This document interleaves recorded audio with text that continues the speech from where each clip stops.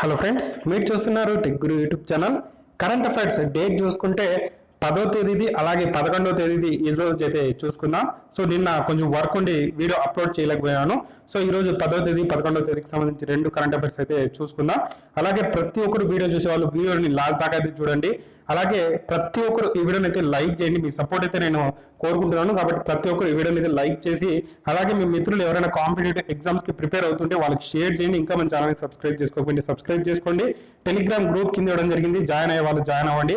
అలాగే daily current affairs test అనేది tomorrow update చేస్తాను. మొన్నటిది కావాలంటే కింద అప్డేట్ చేసి పెట్టాను. సో ఎవరైనా ఇంకా అటెంప్ట్ చేయకపోతే అటెంప్ట్ చేయండి.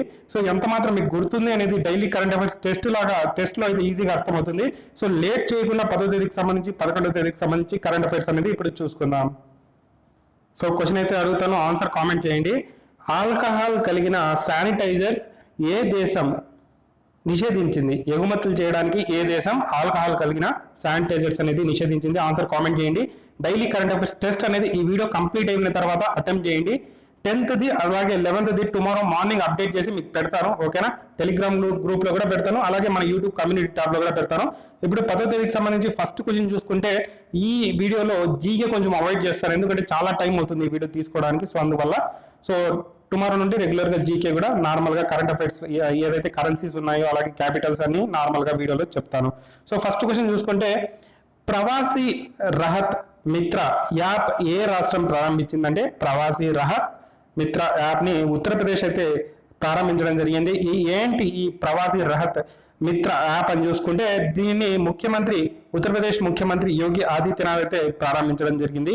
ఇతర రాష్ట్రాల నుండి ఉత్తరప్రదేశ్కు వస్తున్న వలస పౌరులను ప్రభుత్వ పథకాలను సద్వినియోగం చేసుకోవడానికి ఇది ఉపయోగపడుతుంది అని చెప్పి ఆయన అయితే చెప్పడం జరిగింది. సో ఉత్తరప్రదేశ్ సంబంధించిన ఎవరైతే పౌరులు ఉన్నారో వాళ్ళు వేరే ఇతర రాష్ట్రాలకు ఏదైనా వర్క్స్ అంటే కార్మికులుగా వర్క్ చేయడానికి లేకపోతే వలస వెళ్ళింటారు. సో వాళ్ళు మళ్ళీ తిరిగి సొంత రాష్ట్రాలకు వచ్చినప్పుడు వాళ్ళకు ఈ ప్రభుత్వ పథకాలన్నీ అమలు అయ్యేలా ఈ ప్రవాసీ రహత్ మిత్ర అనే యాప్ అయితే ఇక్కడ విడుదల అయితే చేయడం జరిగింది ఉత్తరప్రదేశ్ లో. సో దీంట్లో ఎవరైతే బయట నుండి వస్తారో వాళ్ళందరినీ రిజిస్ట్రేషన్ చేసుకొని వాళ్ళకు ప్రభుత్వ పథకాలు అమలయ్యేలాగా చర్యలు అయితే తీసుకుంటారు. సో దీనికోసం ఈ యాప్ అయితే ప్రారంభించడం జరిగింది. ప్రవాసీ రహత్ మిత్ర ఉత్తరప్రదేశ్ సీఎం యోగి ఆదిత్యనాథ్, ఇక్కడ గవర్నర్ ఆనందీబెన్ పటేల్, ఉత్తరప్రదేశ్ క్యాపిటల్ చూసుకుంటే లక్నో.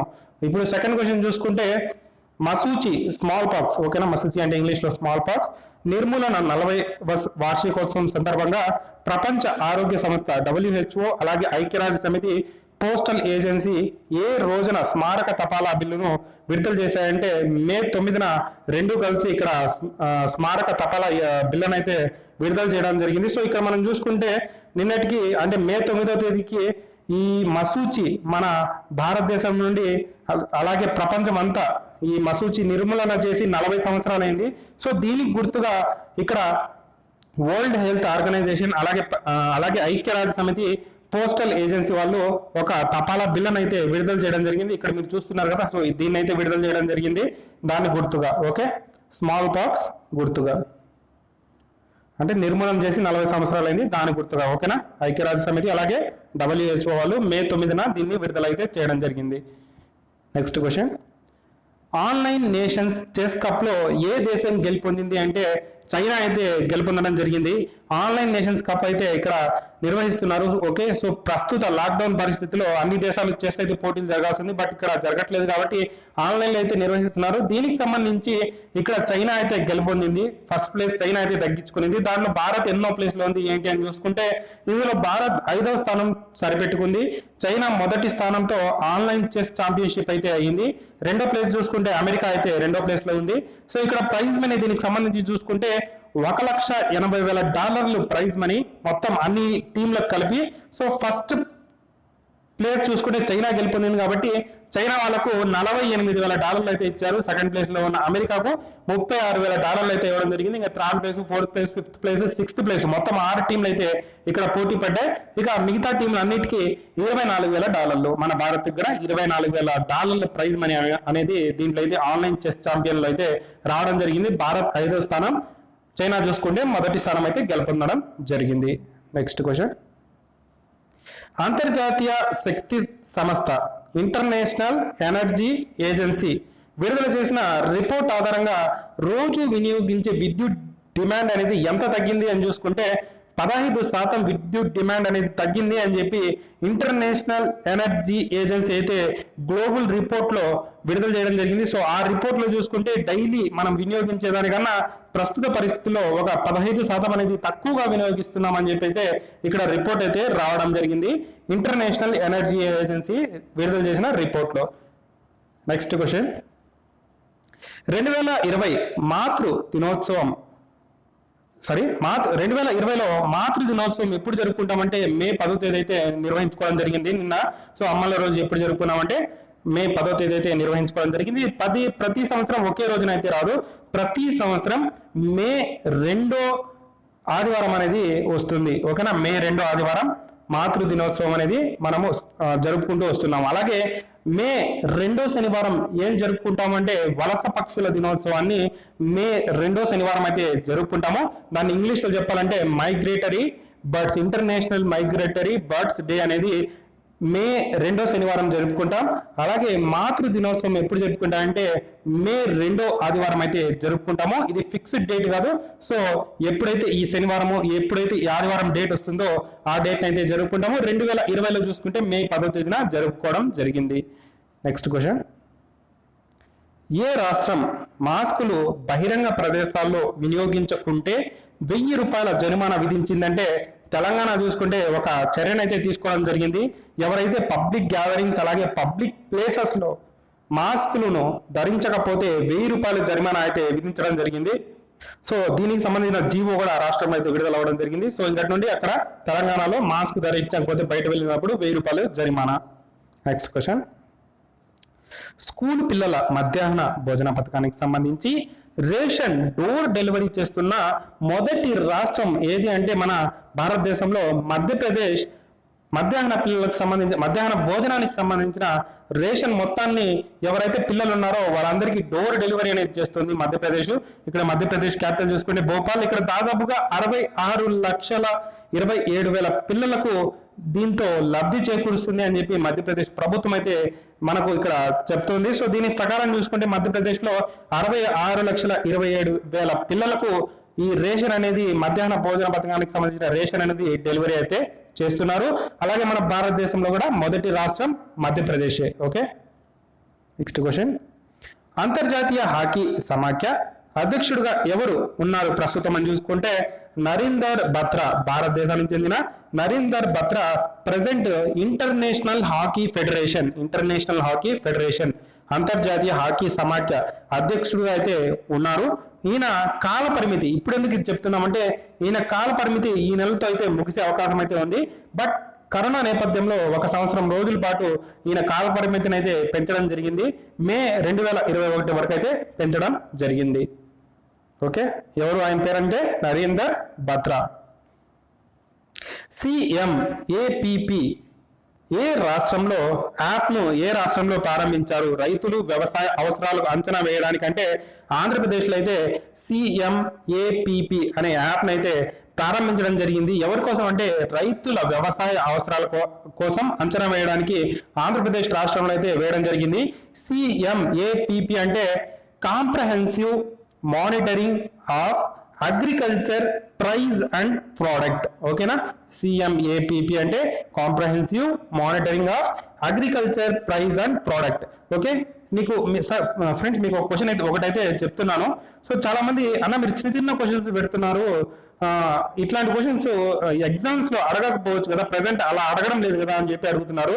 నేను అందుకే కింద వివరణ అంతా చెప్తున్నాను. మీరు క్వశ్చన్ ని ఎవరు చూడకండి, నేను చెప్పే క్వశ్చనే వస్తుంది, నేను చెప్పే క్వశ్చన్ లాగానే వస్తుంది అని చెప్పట్లేదు, కింద వివరణ మొత్తం చెప్తున్నాను అందుకే మీకు. లేకపోతే నేను ఆప్షన్స్ పెట్టి చెప్పింటాను కదా. సో నేను మొత్తం ఎందుకు వివరిస్తున్నాను దీని గురించి అంటే మొత్తం మనం తెలుసుకోవాలి. ప్రెసెంట్ చూసుకుంటే మొత్తం ఆ క్వశ్చన్ ఇచ్చేసి దానికి సంబంధించిన 4 ఆప్షన్లు ఇచ్చేసి పైన ఆప్షన్లు ఏది కరెక్ట్ అని అడుగుతున్నారు. కాబట్టి ఏదైనా సరే ఒక క్వశ్చన్ నేను జస్ట్ మీకు ఎగ్జాంపుల్ కోసం అయితే మాత్రమే పెడుతున్నాను. మొత్తం దాని కింద వివరణ అంతా వివరిస్తున్నాను కదా, అది మొత్తం మీరు చూడాల్సి ఉంటుంది. ఓకేనా, అంతా ఇంపార్టెంట్. ఇప్పుడు కరెంట్ అఫైర్స్ లో మొత్తం ఏదైతే చెప్తామో మొత్తం అన్ని పార్ట్స్ ఇంపార్టెంటే. కాబట్టి ప్రతి ఒక్కటి చూడండి, నేను చెప్పే క్వశ్చన్ లాగానే వస్తుంది అని చెప్పి రూల్ అయితే లేదు. సో ఎలా అయినా ఇవ్వచ్చు. ఎవరైతే నేను ఈ విధంగా ప్రిపేర్ చేశానో సో మీరు ప్రిపేర్ చేసేది అయితే వేరే విధంగా ప్రిపేర్ చేసి ఉండొచ్చు. సో ఆ విధంగా ఉంటుంది. సో ఇప్పుడు క్వశ్చన్ చూసుకుంటే ఇది సీఎం ఏపీపీ ఏ రాష్ట్రంలో ప్రారంభించారంటే ఆంధ్రప్రదేశ్లో అయితే ప్రారంభించారు. ఎవరి కోసం ప్రారంభించారంటే రైతుల కోసం అయితే ప్రారంభించడం జరిగింది. ఎందుకు రైతులకి ఇది ఉపయోగపడుతుంది అని చూసుకుంటే వాళ్ళు దీంట్లో ఏ మార్కెట్లో ఎంత ప్రైస్ ఉంది, అలాగే ఎక్కడెక్కడ మనం ఏది అమ్మచ్చు, సో మొత్తం దీంట్లో ఉంటుంది. అలాగే సిఎం ఏపీపీ అంటే comprehensive monitoring of agriculture price and product, దీనిని ముఖ్యమంత్రి వైఎస్ జగన్మోహన్ రెడ్డి గారు అయితే ప్రారంభించడం జరిగింది. రైతుల అవసరాలను అలాగే వ్యవసాయ ఉత్పత్తుల రేట్లను తెలుసుకోవడానికి రైతులకు ఇది చాలా బాగా ఉపయోగపడుతుంది. సో ఎవరైనా ఫార్మర్స్ విద్యార్థులు ఎవరైనా చూస్తుంటే వీడియోని మీ ఫాదర్స్ అందరినీ ఈ యాప్ని ఇన్స్టాల్ చేసుకోమని చెప్పండి. ఓకే, ప్రెసెంట్ మార్కెట్లో ఎంత ప్రైస్ పోతుంది ఏంటి అనేది కూరగాయలన్నీ మనం ఈ యాప్ ద్వారా ఈజీగా తెలుసుకోవచ్చు. ఈ యాప్ పేరు చూసుకుంటే సిఎంఏపిపి. ఓకేనా, గూగుల్లో ప్లేస్టోర్లో మనం సెర్చ్ చేసినా కూడా వస్తుంది. ఫియర్ ఆఫ్ గాడ్ పుస్తక రచయిత ఎవరంటే బొమ్మదేవర సాయి చంద్ర వదన్. ఈయన్ని నార్మల్ గా వదన్ అని చెప్పి పిలుస్తాము. సో ఈయన పూర్తి పేరు చూసుకుంటే బొమ్మదేవర సాయి చంద్ర వదన్ ఫియర్ ఆఫ్ గాడ్ అనే పుస్తకాన్ని రచించడం జరిగింది. దీంట్లో ఏమున్నాయంటే భారతదేశానికి సంబంధించిన చట్టాలు ఏ విధంగా భయపెడుతున్నాయి అనే దాని గురించి ఈ ఫియర్ ఆఫ్ గాడ్ అనే పుస్తకంలో వదన్ గారు అయితే రాయడం జరిగింది. ఆయన పూర్తి పేరు చూసుకుంటే బొమ్మదేవర సాయి చంద్ర వదన్. ఈయన రాసిన పుస్తకం పేరు ఫియర్ ఆఫ్ గాడ్. ఇది 10వ తేదీకి సంబంధించిన కరెంట్ అఫైర్స్ అయితే. ఇప్పుడు 11వ తేదీకి సంబంధించిన కరెంట్ అఫైర్స్ చూసుకుందాం. సో ఫస్ట్ క్వశ్చన్ చూసుకుంటే కేంద్ర క్రిమి సంహారక మండలి పంటల పైన వాడే ఏ యాంటీబయోటిక్స్ ను నిషేధించింది అని చూసుకుంటే రెండు యాంటీబయోటిక్స్ అయితే నిషేధించడం జరిగింది. వాటి పేర్లు చూసుకుంటే స్ట్రెపోమైసిన్ టెట్రాసైక్లిన్ అనే 2 యాంటీబయోటిక్స్ ను కేంద్ర క్రిమి సంహారక మండలి ఈ యాంటీబయోటిక్స్ అయితే నిషేధించడం జరిగింది. పంటల మీద వాడకండి అని చెప్పి ఇక్కడ నిషేధించడం జరిగింది. అలాగే షాప్స్ వాళ్ళని కూడా ఈ 2 ఔషధాలను అమ్మకండి అని చెప్పి అయితే నిషేధించడం జరిగింది. సో వాళ్ళు అవి ఏంటి పూర్తి విషయాలు అయితే ఒకసారి చూసుకుంటే సెంట్రల్ క్రిమి సంహారక మండలి మరియు రిజిస్ట్రేషన్ కమిటీ సిఐబిఆర్సి పరిధిలోని రిజిస్ట్రేషన్ కమిటీ తక్షణమే అమల్లోకి వచ్చే పంటలపై యాంటీబయోటిక్స్ స్ట్రెపోమైసిస్ అలాగే టెట్రాసైక్లిన్ వాడకాన్ని పూర్తిగా నిషేధించాలని చెప్పి సిఫార్సు అయితే చేయడం జరిగింది. సో ఇక్కడ మనం నార్మల్గా చూసుకుంటే రైతులు ఈ పంటల మీద వచ్చే క్రిమి సంహారకాలను చంపడానికైతే ఈ యాంటీబయోటిక్స్ అయితే రెండింటిని యూజ్ చేస్తూ వస్తున్నారు. సో వీటిని యూజ్ చేయకండి, ఇది పంటల మీద బాగానే పనిచేస్తుంది కానీ సో అవి తినే మనుషుల మీద ఇది ఒక చెడు ప్రభావాన్ని చూపే అవకాశం ఉంది అని చెప్పి ఈ 2 యాంటీబయోటిక్స్ అయితే నిషేధించడం జరిగింది. పేర్లు అయితే గుర్తుపెట్టుకోండి, స్ట్రెపోమైసిస్ అలాగే టెట్రాసైక్లిన్ ని నిషేధించడం జరిగింది. నెక్స్ట్ క్వశ్చన్, దీని గురించి చూసుకుంటే బ్యాక్టీరియా వ్యాధుల నియంత్రణకు ఇతర ఎంపికలు అందుబాటులో ఉన్నాయని చెప్పి సూచించడం జరిగింది. సో వేరే మందులు ఉన్నాయి దీని బదులు, సో అవి వాడండి అని చెప్పి సూచించడం జరిగింది. భారతదేశ శిశు మరణాల రేటు ఎంత మెరుగుపడింది అని registrar general of India data పేర్కొంది. అంటే ప్రతి 1000కి 32 మరణాలు మాత్రమే ఉన్నాయి అని చెప్పి భారతదేశ శిశు మరణాల రేటు సంస్థ అయిన రిజిస్ట్రార్ జనరల్ ఆఫ్ ఇండియా అయితే ఇక్కడ ప్రకటించడం జరిగింది. ఆ డేటాలో చూసుకుంటే 1000కి ప్రజెంట్ చూసుకుంటే 32 మంది శిశువులు మరణిస్తున్నారు అని చెప్పి ఇక్కడ వివరించడం జరిగింది. సో దీని ప్రకారం చూసుకుంటే ఇంగ్లీష్లో చెప్పాలంటే ఇండియన్ మోర్టాలిటీ రేట్, భారతదేశ శిశు మరణాల రేటు 2017లో చూసుకుంటే 33గా ఉండేది. ప్రజెంట్ కొంచెం స్వల్పంగా తగ్గి 2018కి 32 అయినట్లు పేర్కొంది. సో 2019-20 అనేది రేపు సంవత్సరంలో నెక్స్ట్ ఇయర్ అనేది వివరిస్తుంది. సో అలాగే ఏ రాష్ట్రంలో ఎక్కువగా ఉంది అలాగే ఏ రాష్ట్రంలో తక్కువగా ఉంది అని చూసుకుంటే మధ్యప్రదేశ్లో అన్ని రాష్ట్రాల కన్నా ఎక్కువగా మధ్యప్రదేశ్లో ఉంది. మధ్యప్రదేశ్ ఫస్ట్ ప్లేస్ లో ఉంది ఇండియన్ మోర్టాలిటీ రేట్లో. సో మధ్యప్రదేశ్లో 47. ఓకేనా, 1000 మందికి ఇక్కడ 1000 మంది తీసుకుంటున్నారు. ఓకే, 1000 మందికి 47 మంది శిశువులు అయితే మరణిస్తున్నారు. అతి తక్కువగా ఏ రాష్ట్రంలో ఉంది అంటే కేరళలో అయితే ఉంది. కేరళలో 1000 మందికి కేవలం 7 మంది శిశువులు మాత్రమే మరణిస్తున్నారు. సో 2018 రిపోర్ట్ ప్రకారం చూసుకుంటే ఈ రోజు 2018కి సంబంధించిన రిపోర్ట్ అయితే రిజిస్ట్రార్ జనరల్ ఆఫ్ ఇండియా ఇక్కడ విడుదల చేసింది. ఆ డేటా ప్రకారం చూసుకుంటే 1000కి 2018లో 32 మంది శిశువులు అయితే మరణిస్తున్నారు. సో ఏపీఎస్సీలో గ్రూప్స్ లో ఈ ఎగ్జామ్ ఇట్లాంటి క్వశ్చన్ అయితే అడగడం జరిగింది. సో చాలా ఇంపార్టెంట్, గుర్తుపెట్టుకోండి. 1000కి ఎంతమంది శిశువులు మరణిస్తున్నట్లు 2018 రిజిస్ట్రార్ జనరల్ ఆఫ్ ఇండియా పేర్కొంది అంటే 1000కి 32 మరణాలు. ఓకే, సో చాలా చాలా ఇంపార్టెంట్ క్వశ్చన్స్ ఇట్లాంటివి. మిషన్ సాగర్ ఎప్పుడు ప్రారంభమైంది అంటే మే 10న. ఫ్రెండ్స్ ఒక ఇదైతే చెప్తాను మీకు, మీరు కన్ఫ్యూజ్ అయ్యే అవకాశం ఉంది. 2 పేర్లు సేమ్ గా ఉన్నాయి. ఆపరేషన్ సాగర్ సేతు, ఆపరేషన్ సాగర్ సేతు వేరు, మిషన్ సాగర్ అనేది వేరు. ఆపరేషన్ సాగర్ సేతు అనేది ఇక్కడ నౌకలను పంపించి మాల్దీవ్స్ లో ఎవరైతే ఉన్నారో మాలేలో ఇండియన్స్ వాళ్ళను ఇండియాకు తీసుకురావడానికి స్టార్ట్ చేసిన ఆపరేషన్ పేరు చూసుకుంటే ఆపరేషన్ సాగర్ సేతు. ఓకేనా, ఇక్కడ పెట్టింది చూసుకుంటే మిషన్ సాగర్. మిషన్ సాగర్ ఎప్పుడు ప్రారంభించారంటే మే 10న ప్రారంభించడం జరిగింది. ఈ మిషన్ సాగర్ ఏంటి అని చూసుకుంటే ఈ మిషన్ లో భాగంగా ఇండియన్ నావల్ షిప్ కు సంబంధించిన కేసరి ఓకేనా, ఇండియన్ నావల్ షిప్ కేసరిని మాల్దీవ్స్ కు, మారిషస్ కు, మెడగాస్కర్ కి అయితే బయలుదేరడం జరిగింది. సో ఇందులో ఏముంది అంటే మాల్దీవ్స్ కు, మడగాస్కర్ కు, అలాగే మారిషస్ కు ఇక్కడ హైడ్రాక్సీ క్లోరోక్విన్ టాబ్లెట్స్, అలాగే వాళ్ళకి కావాల్సిన ఆహార పదార్థాలు మొత్తం 600 టన్నులు ఇండియన్ నావల్ షిప్ అయిన కేసరి అయితే మోసుకొని వెళ్ళింది. 600 టన్నులు మొత్తం ఏవేవి అంటే హైడ్రాక్సీ క్లోరోక్విన్, దాంతో పాటు ఆహార పదార్థాలను మడగాస్కర్, మాల్దీవ్స్, మారిషస్ అయితే తీసుకొని వెళ్ళడం జరిగింది. సో ఈ మిషన్ పేరు చూసుకుంటే మిషన్ సాగర్ అని చెప్పి పెట్టడం జరిగింది. ఇక్కడ సాగర్ అంటే కూడా కొంచెం మీనింగ్ అయితే ఉంది. సాగర్ అంటే security growth for all in the region. ఓకేనా, security growth for all in the region. ఓకేనా, సో ఇది సాగర్ అంటే. సో మిషన్ సాగర్ లో భాగంగా ఐఎన్ఎస్ కేసరి అయితే వెళ్ళడం జరిగింది. సో ఆపరేషన్ సాగర్ సేతుకి, మిషన్ సేతుకి ఇది డిఫరెన్స్. మిషన్ సాగర్ ఎప్పుడు స్టార్ట్ చేశారు మన ఇండియాలో చూసుకుంటే నిన్న స్టార్ట్ చేయడం జరిగింది మే 10వ తేదీన. సో గుర్తుపెట్టుకోండి. జాతీయ సాంకేతిక దినం ఎప్పుడు అంటే మే 11. నేషనల్ టెక్నాలజీ డే, ఇంగ్లీష్ లో చెప్పాలంటే నేషనల్ టెక్నాలజీ డే ఎప్పుడు అంటే మే 11. ఈ రోజున మనకు రోజు మనం సైన్స్ ఎంత ఉపయోగం, మనకు రోజు మనము డైలీ లైఫ్ లో సైన్స్ అనేది ఎంత ఇంపార్టెంట్ అనేది తెలియజేయడానికి, అలాగే యూత్ కి సైన్స్ ని, సాంకేతికని ఉపయోగించుకొని ఎలా డెవలప్ అవ్వాలి అనే దాన్ని ప్రోత్సహించడానికి జాతీయ నేషనల్ టెక్నాలజీ డే అని చెప్పి పెట్టడం జరిగింది, జాతీయ సాంకేతిక దినం. సో ఈ రోజు జాతీయ సాంకేతిక దినం మే 11. Next question, Covid Kavach ELISA కిట్లను ఎవరు రూపొందించారంటే కోవిడ్ కవచ్ ఎలిసా కిట్లను ఎవరు రూపొందించారంటే ఐసిఎంఆర్, అలాగే నేషనల్ ఇన్స్టిట్యూట్ ఆఫ్ వైరాలజీ, పూణేలో ఉంది కదా నేషనల్ ఇన్స్టిట్యూట్ ఆఫ్ వైరాలజీ, అలాగే ఐసిఎంఆర్ రెండు కలిసి ఇక్కడ ఈ కోవిడ్ కవచ్ ఎలిసా అనే కిట్లను అయితే రూపొందించడం జరిగింది. దీని గురించి కొంచెం వివరణ అయితే చూసుకుందాం. ఐసిఎంఆర్ ఆధ్వర్యంలోని Pune national institute of virology స్వదేశీ పరిజ్ఞానంతో ఎలిసా ఆధారిత యాంటీబాడీ పరీక్ష కిట్లను అయితే రూపొందించింది. ముంబైలో 2 చోట్ల ఈ కిట్లను పనితీరు ధృవీకరించిన కేంద్ర వైద్య ఆరోగ్య శాఖ మంత్రి హర్షవర్ధన్ వెల్లడించారు. ఖచ్చితత్వం అయిన ప్రమాణాలు ఉన్నట్లయితే చెప్పారు. సో ఇందులో చూసుకుంటే 2.5 గంటలో ఒకేసారి 90 నమూనాలను పరీక్షించగల ప్రత్యేకత ఉంది అని చెప్పి అయితే తెలపడం జరిగింది.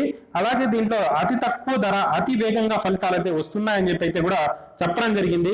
సో ఇక్కడ మన దేశీయ సాంకేతికతను ఉపయోగించి ఐసిఎంఆర్ ఆధ్వర్యంలో Pune national institute of virology వాళ్ళు ఇక్కడ కోవిడ్ కవచ్ ఎలిసా అనే కిట్లను రూపొందించడం జరిగింది. సో యాంటీబాడీస్ ద్వారా వీటి ద్వారా 2.5 గంటలలోనే 90 నమూనాలను పరీక్షించవచ్చు అని చెప్పి కూడా ఇక్కడైతే వైద్య ఆరోగ్య శాఖ మంత్రిగా వెల్లడించడం జరిగింది హర్షవర్ధన్. ఓకేనా, సో ఇది క్వశ్చన్ గురించి. సో నెక్స్ట్ క్వశ్చన్ చూసుకుంటే ప్రముఖ చరిత్రకారుడు మరియు విద్యావేత్త ఇటీవల కరోనాతో మృతి చెందారు. ఆయన పేరు చూసుకుంటే హరిశంకర్ వాసుదేవన్, ప్రముఖ చరిత్రకారుడు మరియు విద్యావేత్త. ఈ సంవత్సరం ఇక్కడ చూసుకుంటే కరోనాతో అయితే మృతి చెందడం జరిగింది. ఆయన సొంత రాష్ట్రం చూసుకుంటే వెస్ట్ బెంగాల్ క్యాపిటల్ చూసుకుంటే కోల్కతా. అలాగే ఇక్కడ వెస్ట్ బెంగాల్ ఆయన మృతికి సంతాపం అయితే తెలపడం జరిగింది governor Jagdeep Dhankhar. Okay, next question. Ultra violet సిస్టమ్ను ఉపయోగించుకొని ఉపకరణాలను కాగితాన్ని శానిటైజ్ చేసే పరికరాన్ని ఎవరు తయారు చేశారంటే డిఫెన్స్ రీసెర్చ్ డెవలప్మెంట్ ఆర్గనైజేషన్, హైదరాబాద్కి సంబంధించిన DRDO వాళ్ళు రూపొందించడం జరిగింది. సో చూస్తున్నారు కదా, ఈ బాక్స్ లాగా ఉంటుంది కదా. సో ఈ బాక్స్ లాగా ఉండే దాంట్లో మనము మనీని, నోట్లను కానీ లేకపోతే క్రెడిట్ కార్డులు కానీ డెబిట్ కార్డులను కానీ టాబ్లెట్లు కానీ ఫోన్లను కానీ ప్రతి ఒక్కదాన్ని దీంట్లో ఉంచేయచ్చు. సో ఉంచేస్తే ఇది క్రిమి సంహారక అలను అన్నిటినీ అల్ట్రా వైలెంట్ రేస్ ని పంపించి దాని మీద ఉన్న క్రిములను చంపుతుంది అని చెప్పి DRDO హైదరాబాద్ వాళ్ళైతే వివరించడం జరిగింది. సో దీనిని DRDO హైదరాబాద్ వాళ్ళైతే రూపొందించడం జరిగింది ఈ పరికరాన్ని. సో అల్ట్రా వైలెంట్ రేస్ అయితే దీంట్లో అయితే ఉపయోగించడం జరిగింది. అల్ట్రా వైలెంట్ కిరణాలు అంటారు. ఓకేనా. సో శానిటైజ్ చేసే పరికరానికి ఏమని పేరు పెట్టారంటే ఇక్కడ చూసుకుంటే అల్ట్రా వైలెట్ గా పిలిచే ఇది 360 degrees లో కిరణాలను అయితే పంపిస్తుంది అని చెప్పి చెప్పడం జరిగింది. ఓకేనా. దీన్ని పేరు చూసుకుంటే డిఫెన్స్ రీసెర్చ్ అల్ట్రా వైలెట్ గా పిలుస్తారు. దీన్ని defence research ultra violet. Next question. Moody's investors services భారతదేశ యొక్క GDP 2020-2021 ఎంత అని అంచనా వేసిందని చూసుకుంటే 0% అని చెప్పి అంచనా వేయడం జరిగింది. సింపుల్ గా వీళ్ళు గ్రాస్ డొమెస్టిక్ ప్రోడక్ట్ GDP అంటే సో సింపుల్ గా వీళ్ళు 0% అని చెప్పేశారు. సో ఇప్పుడు దాకా వేరే ఇతర సంస్థలు కొంచెం 2.1% అని చెప్తూ వస్తారు. ఇక్కడ మూడీస్ ఇన్వెస్టర్ సర్వీసెస్ చూసుకుంటే ఇప్పుడు ప్రెసెంట్ చూసుకుంటే 2020-2021 చూసుకుంటే 0% అని చెప్పి అంచనా వేయడం జరిగింది. సో ఇలాగే లాక్డౌన్ కొనసాగిస్తే 0% అయ్యే అవకాశం కూడా ఉంది. సో దాంట్లో ఆశ్చర్యపోయే అవకాశం ఏమీ లేదు.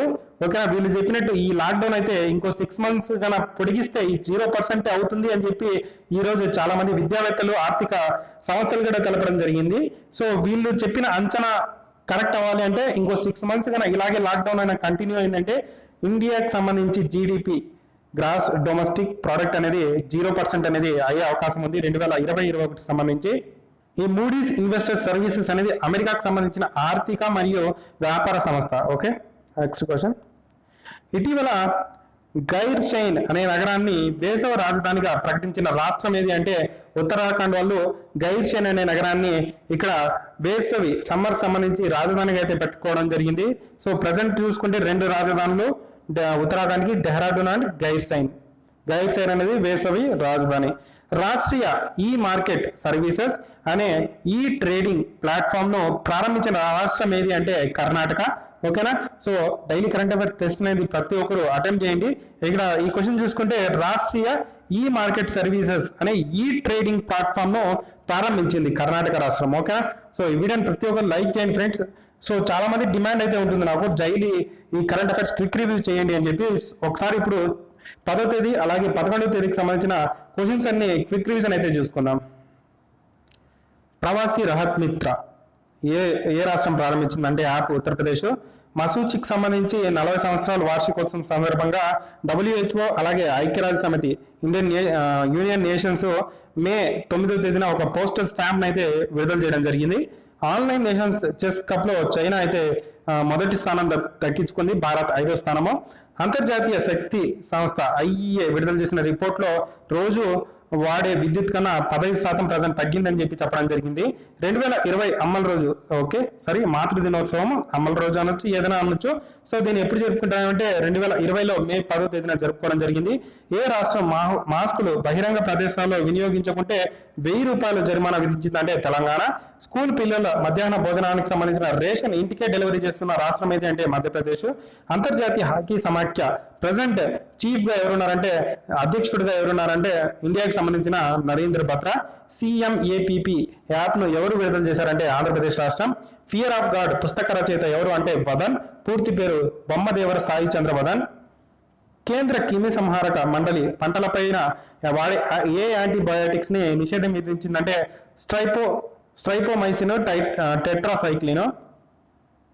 భారతదేశ శిశు మరణాల రేటు ఎంత మెరుగుపడింది అని చెప్పి రిజిస్టర్ జనరల్ ఆఫ్ ఇండియా పేర్కొంది అంటే ప్రతి 1000కి 32. మిషన్ సాగర్ ఎప్పుడు ప్రారంభించారంటే మే 10. జాతీయ సాంకేతిక దినం ఎప్పుడు అంటే మే 11. కోవిడ్ కవచ్ ఎలిసా కిట్లను ఎవరు రూపొందించారంటే ఐసీఎంఆర్ నేతృత్వంలో national institute of virology Pune వాళ్ళు. ప్రముఖ చిత్రకారుడు మరియు విద్యావేత్త ఇటీవల కరోనాతో మృతి చెందారు. ఆయన పేరు చూసుకుంటే హరిశంకర్ వాసుదేవన్. అల్ట్రావైలెట్ సిస్టమ్ను ఉపయోగించుకొని ఎలక్ట్రానిక్ ఉపకరణాలను కాగితాలను శానిటైజ్ చేసే పరికరాన్ని ఎవరు తయారు చేశారంటే హైదరాబాద్ డిఆర్డిఓ వాళ్ళు. మోడీస్ ఇన్వెస్టర్స్ సర్వీసెస్ భారతదేశం యొక్క జీడిపి 2020-21 ఎంత అని అంచనా వేసిందంటే 0%. ఇటీవల గైర్షైన్ అనే నగరాన్ని వేసవి రాజధానిగా ప్రకటించుకున్న రాష్ట్రం ఏదంటే ఉత్తరాఖండ్. రాష్ట్రీయ ఈ మార్కెట్ సర్వీసెస్ అనే ఈ ట్రేడింగ్ ప్లాట్ఫామ్ను ప్రారంభించిన రాష్ట్రం ఏది అంటే కర్ణాటక. ఈ వీడియోని అయితే లైక్ చేసి షేర్ చేయండి. ఇంకా మన ఛానల్ని సబ్స్క్రైబ్ చేసుకోకపోతే సబ్స్క్రైబ్ చేసుకోండి. Thank you for watching.